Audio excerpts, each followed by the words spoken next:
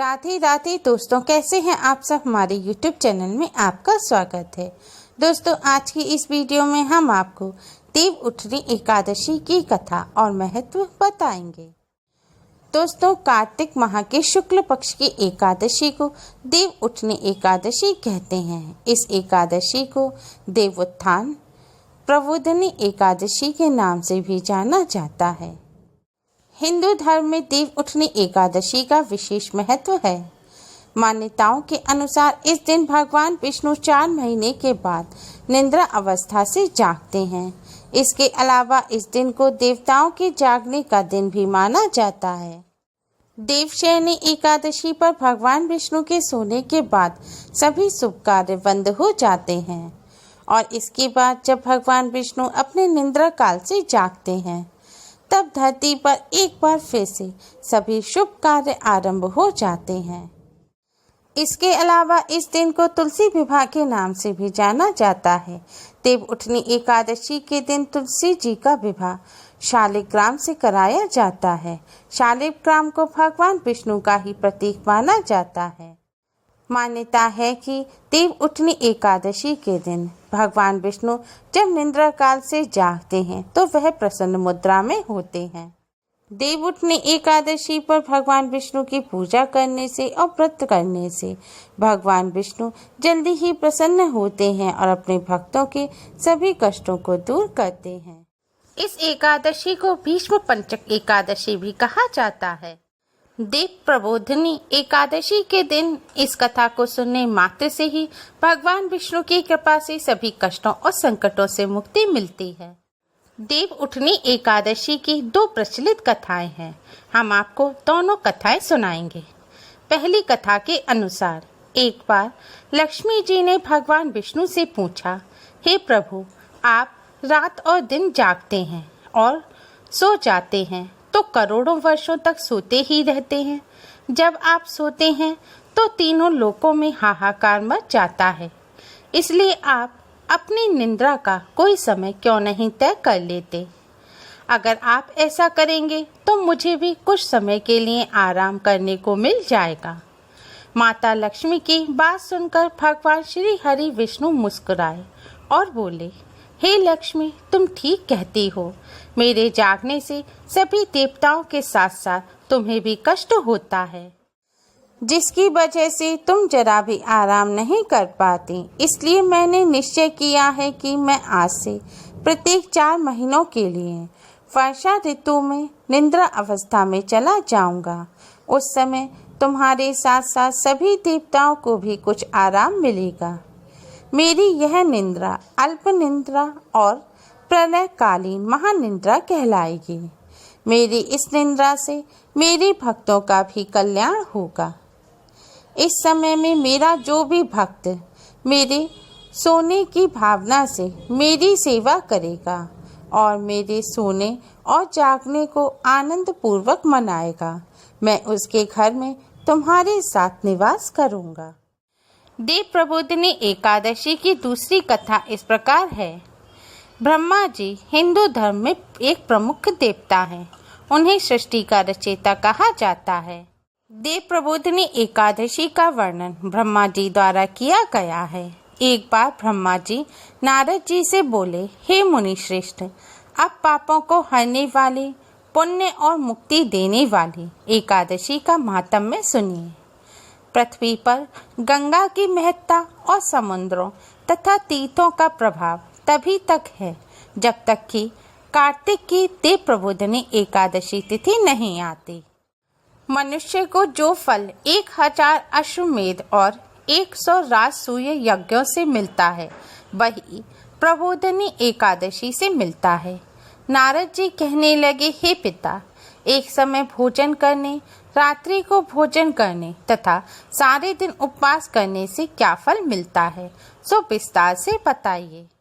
ब्रह्मा जी बोले, हे पुत्र, एक बार भोजन करने से 1 जन्म और रात्रि को भोजन करने से 2 जन्म तथा पूरा दिन उपवास करने से 7 जन्मों के पाप नष्ट होते हैं। जो वस्तु त्रिलोकी में ना मिल सके और दिखे भी नहीं, वह हरि प्रबोधिनी एकादशी से प्राप्त हो सकती है। मेरु और मंदरांचल के समान भारी पाप भी नष्ट हो जाते हैं तथा अनेक जन्म में किए हुए पाप समूह क्षण भर में भस्म हो जाते हैं। जैसे रुई के बड़े ढेर को अग्नि की छोटी सी चिंगारी पल भर में भस्म कर देती है। विधि पूर्वक थोड़ा सा पुण्य कर्म बहुत फल देता है, परंतु विधि रहित अधिक किया जाए तो भी उसका फल कुछ नहीं मिलता।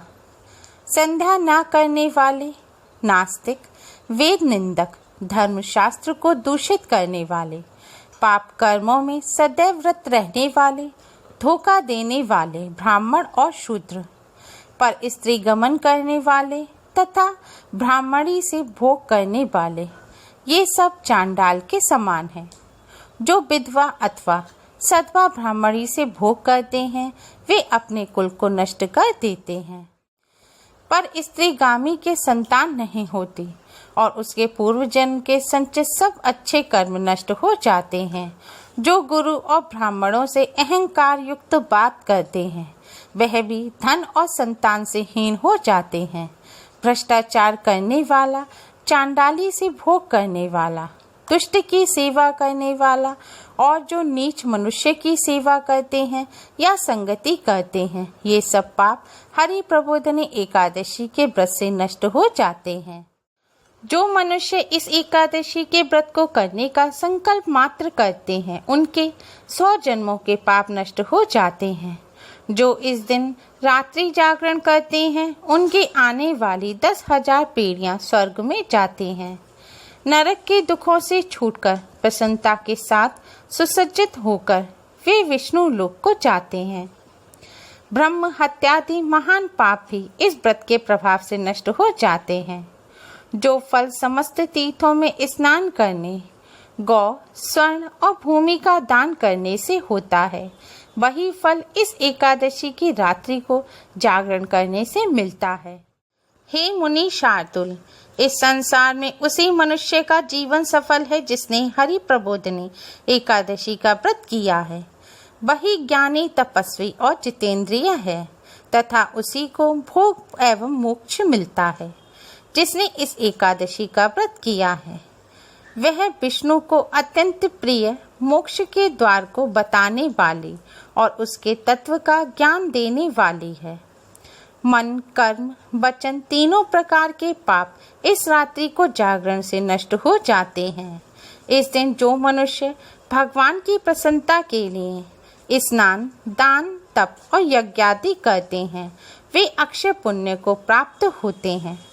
प्रबोधिनी एकादशी के दिन व्रत करने से मनुष्य के बाल, यौवन और वृद्धावस्था में किए समस्त पाप नष्ट हो जाते हैं। इस दिन रात्रि जागरण का फल सूर्य चंद्र ग्रहण के समय स्नान करने से 1000 गुना अधिक होता है।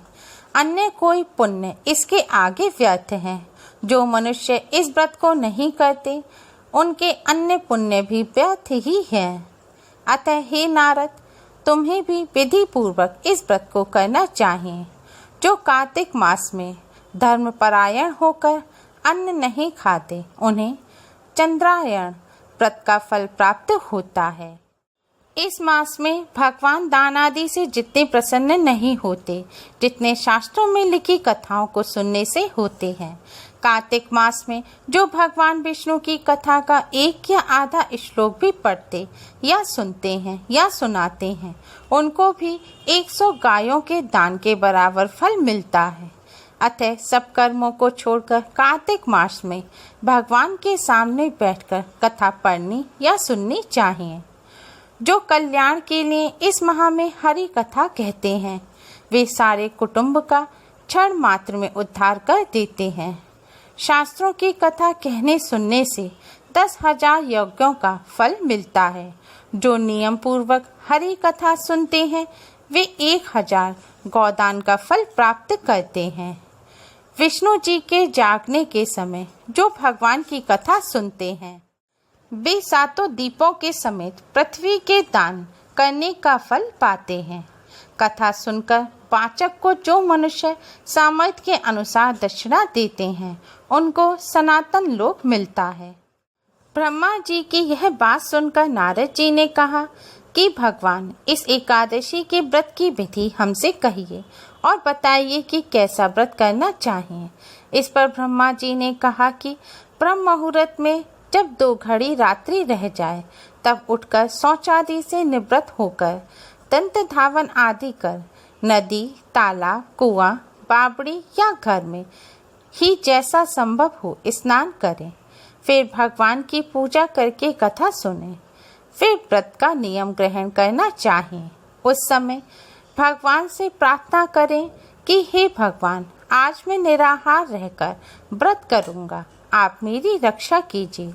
दूसरे दिन द्वादशी को भोजन करूंगा। तत्पश्चात भक्ति भाव से व्रत करें तथा रात्रि को भगवान के आगे नृत्य गीतादि करना चाहिए।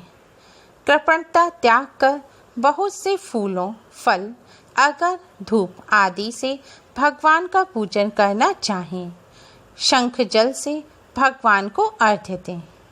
इसका समस्त तीर्थों से करोड़ गुना फल होता है। जो मनुष्य अक्षत्य के पुष्प से भगवान का पूजन करते हैं उनके आगे इंद्र भी हाथ जोड़ता है। तपस्या करके संतुष्ट होने पर हरि भगवान जो नहीं करते वह अक्षत्य के पुष्पों से भगवान को अलंकृत करने से करते हैं। जो कार्तिक मास में बिलपत्र से भगवान की पूजा करते हैं वे मुक्ति को प्राप्त होते हैं। कार्तिक मास में जो तुलसी से भगवान का पूजन करते हैं उनके 10,000 जन्मों के पाप नष्ट हो जाते हैं। देव उठनी एकादशी की कथा और महात्म्य को सुनने से सहस्त्रों गोदान के बराबर पुण्य फल प्राप्त होता है और भगवान विष्णु की कृपा से सभी कष्टों और संकटों से मुक्ति मिलती है। उम्मीद है आपको हमारी ये वीडियो पसंद आई होगी। प्लीज़ लाइक करें, शेयर करें। हमारी और भी वीडियोस के लिए हमारे चैनल को सब्सक्राइब करना ना भूलें। Thanks for watching. Radhe Radhe.